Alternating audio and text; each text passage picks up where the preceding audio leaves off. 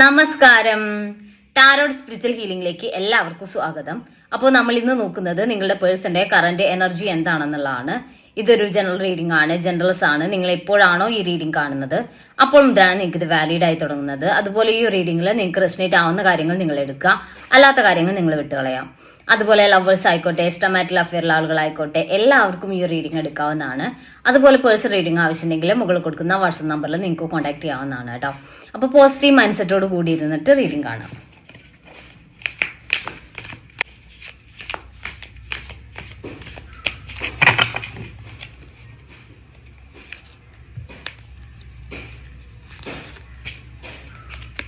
The world കാർഡാണ്. അതായത് ഈ റിലേഷനിൽ ഇപ്പോൾ നിങ്ങൾ നോ കോണ്ടാക്ട് ആണെങ്കിലും ലെസ് കോണ്ടാക്ട് ആണെങ്കിലും അതല്ല കോണ്ടാക്റ്റിൽ നിൽക്കുന്നവരാണെങ്കിലും ഈ റിലേഷനിൽ ഒരു ചേഞ്ച് വരുന്നതായിട്ടാണ്.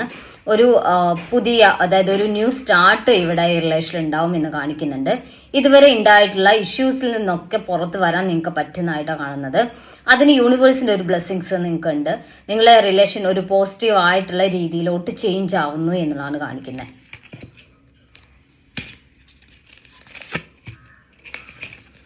ക്യൂൻ ഓഫ് പെന്റിക്കിൾസ് എനർജിയാണ് ഇവിടെ കാണിക്കുന്നത്. നിങ്ങളുടെ പേഴ്സൺ ഒരുപാട് സഫർ ചെയ്തിട്ട് അല്ലെങ്കിൽ ഒരുപാട് സ്ട്രഗിൾ ചെയ്തിട്ട് ഒരു ഫിനാൻഷ്യൽ സ്റ്റെബിലിറ്റി നേടിയെടുത്തതായിട്ടാണ്. അവരൊരു ഫിനാൻഷ്യലി ഓക്കെ ആയി വന്നത് അവരുടെ ലൈഫിൽ അവർ ഒരുപാട് സ്ട്രഗിൾ ചെയ്തിട്ടാണ്. അവർ ഒറ്റയ്ക്കായിരുന്നു അവരുടെ ലൈഫിൽ, അല്ലെങ്കിൽ അവർക്കൊരു മാനസികമായിട്ടുള്ള ഒരു സപ്പോർട്ട് കൊടുക്കാൻ അവരുടെ ലൈഫിൽ ആരും ഉണ്ടായിട്ടില്ല. അങ്ങനെ ആ ഒരു സ്ട്രഗിൾ ചെയ്ത് അവര് ആ ഒരു സിറ്റുവേഷനെ അതിജീവിച്ച് സ്വന്തമായിട്ടൊരു ഫിനാൻഷ്യൽ സ്റ്റെബിലിറ്റി നേടിയെടുത്തൊരു പേഴ്സൺ ആണെന്ന് കാണിക്കുന്നുണ്ട്. സഫർ ചെയ്ത പേഴ്സൺ ആണെന്ന് കാണിക്കുന്നുണ്ട്. ഒരാളുടെയും സപ്പോർട്ട് ഇല്ലാതെ തനിയെ സ്വന്തം സ്റ്റെബിലിറ്റി ഉണ്ടാക്കിയെടുത്തൊരു പേഴ്സൺ ആണെന്ന് കാണിക്കുന്നുണ്ട്. അപ്പൊ അത്രയും ഒരു സഫർ ചെയ്തത് കൊണ്ട് തന്നെ ആ ഒരു കരിയറിന് അവർ കുറച്ച് കൂടുതൽ, അല്ലെങ്കിൽ അവരുടെ മറ്റു കാര്യങ്ങൾക്ക്, അല്ലെങ്കിൽ ഫിനാൻഷ്യൽ കാര്യങ്ങൾ, അങ്ങനെയുള്ള കാര്യങ്ങൾക്ക് കുറച്ചുകൂടി ഇമ്പോർട്ടൻസ് അവർ കൊടുക്കുന്നുണ്ടെന്ന് കാണിക്കുന്നുണ്ട്.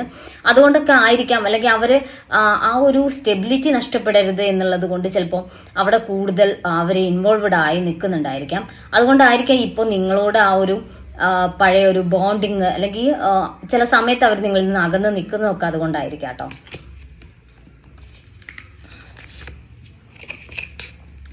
ദ വീൽ ഓഫ് ഫോർച്യൂൺ ആണ്. അതുപോലെ അവരുടെ കരിയറിന്റെ കാര്യത്തിലായിക്കോട്ടെ, ഫിനാൻഷ്യൽ കാര്യങ്ങളായിക്കോട്ടെ, അവർ കുറച്ചൊരു കാർമിക് ആയിട്ടുള്ള സിറ്റുവേഷനിലൂടെ പോയിക്കൊണ്ടിരിക്കുകയാണെന്ന് കാണിക്കുന്നുണ്ട്. അപ്പോൾ അങ്ങനെ ഒരു സിറ്റുവേഷനിലൂടെ പോകുന്നത് കൊണ്ട് തന്നെ അവർക്ക് ഈ ഒരു കരിയർ എന്ന് പറയുന്നത് അവരത്രയും അധ്വാനിച്ച്, അല്ലെങ്കിൽ അവരത്രയും കഷ്ടപ്പെട്ട് നേടിയെടുത്ത കാര്യങ്ങൾ നഷ്ടപ്പെടാതിരിക്കാനുള്ള ഒരു പ്രയത്നം അവരവിടെ കൊടുക്കുന്നതായിട്ട് കാണുന്നുണ്ട്. അപ്പൊ അതിലോട്ട് കൂടുതൽ ശ്രദ്ധ കൊടുക്കുന്നത് കൊണ്ട് നിങ്ങൾക്ക്, അല്ലെങ്കിൽ ഈ റിലേഷന്റെ കാര്യത്തിൽ അവർ പലപ്പോഴും അവൈലബിൾ ആവാതാവുന്നു എന്നുള്ളതാണ് കേട്ടോ.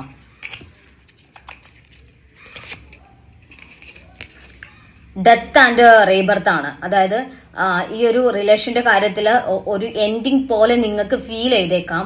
പക്ഷെ അങ്ങനെ ഫീൽ ചെയ്യുന്നത് ഇവരുടേതായ കാര്യങ്ങൾ ഓക്കെ ആക്കി, ഇവരുടെ പേഴ്സണൽ ലൈഫിലെ കാര്യങ്ങൾ ഓക്കെ ആക്കി എടുക്കാൻ വേണ്ടിയിട്ട് മാറി നിൽക്കുന്നത് കൊണ്ടാണ്, അല്ലാതെ നിങ്ങളോടുള്ള ഇഷ്ടക്കേടോ പ്രശ്നങ്ങളോ അല്ല. അതുകൊണ്ട് തന്നെ തൽക്കാലത്തേക്ക് ഇതൊരു ഡെത്ത് പോലെ, അല്ലെങ്കിൽ തൽക്കാലത്തേക്ക് എന്തായ പോലെ നിങ്ങൾക്ക് ഫീൽ ചെയ്യാം. പക്ഷെ ഇവിടെ ഒരു റീബർത്ത് ഉണ്ട്. അതായത് ഈ റിലേഷൻ റീസ്റ്റാർട്ട് ചെയ്യും എന്ന് തന്നെയാണ് കാണിക്കുന്നത്. ഫോർ ഓഫ് പെന്റിക്കിൾസ് എനർജിയാണ്. ഇവിടെ അവരുടെ ലൈഫിലെ ഒന്നും നഷ്ടപ്പെടാതിരിക്കാൻ വേണ്ടി അവരതിനു വേണ്ടി പ്രയത്നിക്കുന്നതായിട്ടാണ് കാണുന്നത്. അതിപ്പോ നിങ്ങളുമായിട്ടുള്ള റിലേഷൻഷിപ്പ് ആയിക്കോട്ടെ, അതുപോലെ അവരുടെ ലൈഫിൽ അവർ നേടിയെടുത്ത കാര്യങ്ങൾ, അവരുടെ ഫിനാൻഷ്യൽ സ്റ്റെബിലിറ്റി, അതുപോലെ കരിയർ, അങ്ങനെയുള്ള കാര്യങ്ങളൊന്നും നഷ്ടപ്പെടാതിരിക്കാൻ അവരിപ്പോൾ ഫൈറ്റ് ചെയ്തുകൊണ്ടിരിക്കുകയാണെന്നാണ് കാണിക്കുന്നത്. അതിനുവേണ്ടി എഫേർട്ട് ഇട്ടുകൊണ്ടിരിക്കുകയാണെന്നാണ് കാണിക്കുന്നത്. അതുകൊണ്ടാണ് ഇപ്പോൾ അവർക്ക് റിലേഷന്റെ കാര്യത്തിൽ ഒരുപാട് ഫോക്കസ്ഡ് ആവാൻ പറ്റാത്തത് എന്നുള്ളതാണ് കാണിക്കുന്നത് കേട്ടോ. ഫൈവ് ഓഫ് കപ്സ് എനർജിയാണ്. അവർക്ക് ഒന്നിലോട്ടും ശ്രദ്ധിക്കാൻ വേണ്ടി പറ്റുന്നില്ല. അവരുടെ മനസ്സ് അത്രയും ഡെസ്പായിട്ടാണ് ഇരിക്കുന്നത്. അവർക്ക് ഒരു കാര്യത്തിലും കോൺസെൻട്രേറ്റ് ചെയ്യാൻ പറ്റുന്നില്ല എന്നാണ് കാണിക്കുന്നത്. അപ്പൊ അതുകൊണ്ട് അവർ പലപ്പോഴും ഒറ്റപ്പെട്ട് ഒരു ഇമോഷണൽ സപ്പോർട്ട് ഇല്ലാത്ത പോലെ അവർക്ക് ഫീൽ ചെയ്യുന്നു എന്ന് കാണിക്കുന്നുണ്ട്. ചിലപ്പോൾ അവരുടെ ആ ഒരു പ്രശ്നങ്ങളൊന്നും നിങ്ങളോട് അവർ ഷെയർ ചെയ്തിട്ടുണ്ടാവില്ല. അതുകൊണ്ട് തന്നെ നിങ്ങളുടെ ഭാഗത്തുനിന്നും അവർ നിങ്ങളെ കോണ്ടാക്ട് ചെയ്യുന്നില്ല എന്നുള്ള രീതിയിലുള്ള പരാതികൾ നിങ്ങൾ അവരോട് ഇങ്ങനെ പറഞ്ഞുകൊണ്ടിരിക്കുന്നുണ്ടാവും. അപ്പൊ അവർക്ക് ഫീൽ ചെയ്യുന്നുണ്ടാവാം, അതായത് അവർക്ക് ഇങ്ങനെ ഒരു സിറ്റുവേഷൻ വന്നപ്പോൾ അവരുടെ കൂടെ ആരും ഇല്ല എന്നുള്ളൊരു ഫീലിങ്സ്, അല്ലെങ്കിൽ നിങ്ങളോട് അത് തുറന്നു പറഞ്ഞാൽ നിങ്ങൾ ഏത് രീതിയിൽ എടുക്കും എന്നുള്ള അറിയാത്ത കാരണം അവരത് ഷെയർ ചെയ്യാൻ തയ്യാറാവുന്നില്ല. അപ്പൊ അങ്ങനെ അവര് ഒറ്റപ്പെട്ടിരിക്കുന്നതായിട്ട്, അവരുടെ ഇമോഷണലി അവര് വളരെ വീക്ക് ആയിട്ടിരിക്കുന്നതായിട്ടാണ് കാണുന്നത് കേട്ടോ. കിങ് ഓഫ് കപ്സ് എനർജിയാണ്. അങ്ങനെയൊക്കെ ആണെങ്കിലും അവരുടെ മനസ്സിൽ നിങ്ങളോട് ഒരുപാട് സ്നേഹമുള്ളതായിട്ടാണ് കാണുന്നത്. കിങ് ഓഫ് കപ്സ് എനർജി എന്ന് പറയുമ്പോൾ അത്രയും ഇമോഷണലി നിങ്ങളോട് അറ്റാച്ച്ഡ് ആണ്, അത്രയും സ്നേഹവും കണക്ഷനും എല്ലാം അവർക്ക് നിങ്ങളോട് ഇപ്പോഴും ഉണ്ട് തന്നെ കാണിക്കുന്നത്. അവർ ഈ ഒരു സിറ്റുവേഷൻ ഒന്ന് ചേഞ്ച് ആയി നിങ്ങളിലേക്ക് വരാൻ വേണ്ടി വെയിറ്റ് ചെയ്തിരിക്കുന്നതായിട്ടാണ് കാണുന്നത്. അവർക്ക് അവരുടെ മനസ്സിലുള്ള സ്നേഹം നിങ്ങളോട് എക്സ്പ്രസ് ചെയ്യാൻ അവർ ആഗ്രഹിക്കുന്നതായിട്ടാണ് കാണുന്നത് കേട്ടോ. ചിലപ്പോൾ ഈ ഒരു അതായത് ഒരു സെപ്പറേഷൻ അല്ലെങ്കിൽ നിങ്ങൾ തമ്മിലുള്ള കോണ്ടാക്ട് പെട്ടെന്നായിരിക്കും നിന്നിട്ടുണ്ടാവുക. അവർക്ക് നിങ്ങളോട് എന്താണ് പറയേണ്ടത് അല്ലെങ്കിൽ എന്താണ് ഇപ്പോഴത്തെ അവരുടെ സിറ്റുവേഷനിൽ നിന്ന് നിങ്ങളോട് ഷെയർ ചെയ്യാൻ പോലും സമയം കിട്ടി കാണില്ല. അപ്പൊ ആ രീതിയിലുള്ള ഒരു സിറ്റുവേഷൻ ആണ് കാണിക്കുന്നത്. ദ എംപറർ എനർജിയാണ്. അവരുടെ വീക്ക് പോയിന്റുകൾ അല്ലെങ്കിൽ അവരുടെ ലൈഫിൽ അവർ സ്ട്രഗിൾ ചെയ്യുന്ന കാര്യങ്ങളൊന്നും ആരോടും ഷെയർ ചെയ്യാൻ ആഗ്രഹിക്കാത്ത ഒരു പേഴ്സൺ ആണ് അവരെന്ന് കാണിക്കുന്നുണ്ട്. അവരുടെ ലൈഫിൽ ഒറ്റയ്ക്കാണ് എല്ലാ കാര്യങ്ങളും പൊരുതി മുന്നോട്ട് വന്നൊരു പേഴ്സൺ ആണ്. അതുകൊണ്ട് തന്നെ അവർക്കൊരു വിഷമമുള്ള സിറ്റുവേഷൻ അല്ലെങ്കിൽ അവർ സ്ട്രഗിൾ ചെയ്യുന്ന സിറ്റുവേഷൻ മറ്റൊരാൾ അറിയിക്കാതെ ഇരിക്കാൻ അവർ പരമാവധി ശ്രമിക്കുന്ന ഒരു പേഴ്സൺ ആണ് എന്ന് കാണിക്കുന്നത്.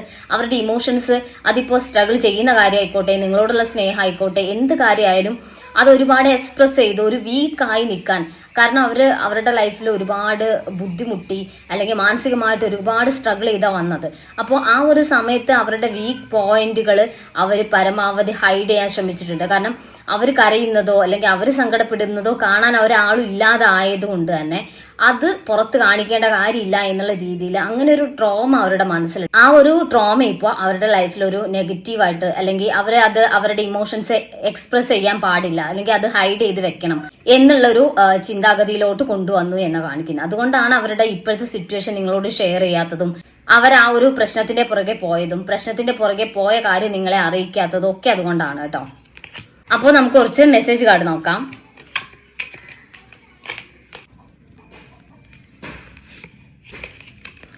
ഈഗോ എന്ന് കാണിക്കുന്നുണ്ട്. അതായത് അവരുടെ മനസ്സിലുള്ള അവരുടെ ഇഷ്യൂസ് അല്ലെങ്കിൽ അവരുടെ മനസ്സിലുള്ള പ്രശ്നങ്ങൾ, എന്തുകൊണ്ടാണ് അവരിപ്പോൾ മാറി നിൽക്കുന്നത് എന്നുള്ള കാര്യങ്ങൾ, അതൊന്നും അവർ ഷെയർ ചെയ്യാത്തത് കുറച്ച് ഈഗോയിസ്റ്റിക് ആയതുകൊണ്ടാണ്. അതായത് അവരുടെ വീക്ക് പോയിന്റ് അവർക്ക് മറ്റുള്ളവരുടെ മുന്നിൽ പ്രസന്റ് ചെയ്യുന്നത് അവർ താല്പര്യപ്പെടാത്തത് കൊണ്ടാണ് എന്ന് കാണിക്കുന്നത്.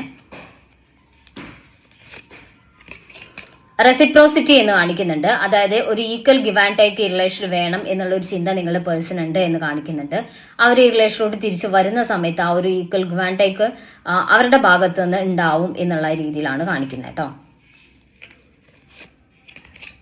അണ്ടർസ്റ്റാൻഡിങ് എന്ന് കാണിക്കുന്നുണ്ട്. അവരുടെ ഒരു ക്യാരക്ടർ അല്ലെങ്കിൽ അവരുടെ രീതികൾ നിങ്ങൾക്ക് മനസ്സിലാക്കും അല്ലെങ്കിൽ നിങ്ങൾ അത് മനസ്സിലാക്കും, അവരെ നിങ്ങൾ മനസ്സിലാക്കും, അവരുടെ ക്യാരക്ടർ നിങ്ങൾക്ക് മനസ്സിലാക്കാൻ പറ്റും എന്നുള്ള ഒരു ചിന്ത, ആ ഒരു കോൺഫിഡൻസ് നിങ്ങളുടെ പേഴ്സൺ ഉണ്ട് എന്ന് കാണിക്കുന്നുണ്ട്. കൺഫ്യൂഷൻ എന്ന് കാണിക്കുന്നുണ്ട്. നിങ്ങൾ ഏത് രീതിയിലായിരിക്കും അവരിപ്പോൾ നിങ്ങളിൽ നിന്ന് അകന്ന് നിൽക്കുന്ന സിറ്റുവേഷനെ കാണുക അല്ലെങ്കിൽ നിങ്ങൾ അതിനെ നെഗറ്റീവായിട്ട് എടുക്കുമോ എന്നുള്ള ഒരു കൺഫ്യൂഷൻ നിങ്ങളുടെ പേഴ്സൺ ഉണ്ട് എന്ന് കാണിക്കുന്നുണ്ട്. അപ്പോൾ നമുക്ക് ഏഞ്ചൽസിന്റെ മെസ്സേജ് നോക്കാം.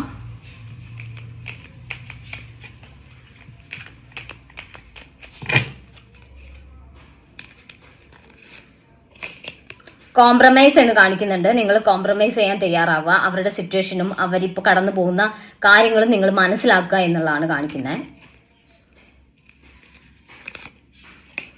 ഓപ്പർച്യൂണിറ്റി എന്ന് കാണിക്കുന്നുണ്ട്. നിങ്ങൾ തമ്മിൽ ഒന്നിക്കാൻ അല്ലെങ്കിൽ നിങ്ങൾക്ക് തമ്മിൽ ഒന്നിച്ച് ചേരാൻ, ഒന്നിച്ച് കാണാനുള്ള സിറ്റുവേഷൻസ് ക്രിയേറ്റഡ് ആവും എന്നാണ് കാണിക്കുന്നത് കേട്ടോ.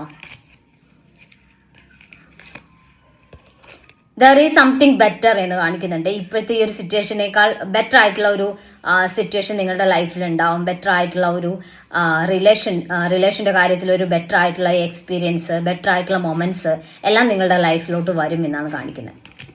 അപ്പൊ നമുക്ക് കുറച്ച് ക്ലൂസ് കൂടി നോക്കാം.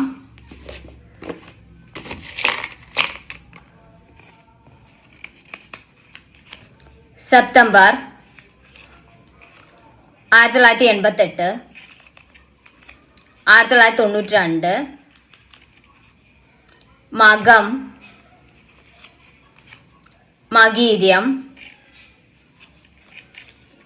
ലെറ്റർ ഡബ്ല്യു, ചോതി, മാർച്ച് 1995, അവിട്ടം, ലെറ്റർ ജെ, ലെറ്റർ എച്ച് 1993, പൂരാടം 2001, ഭരണി, ലെറ്റർ ഡി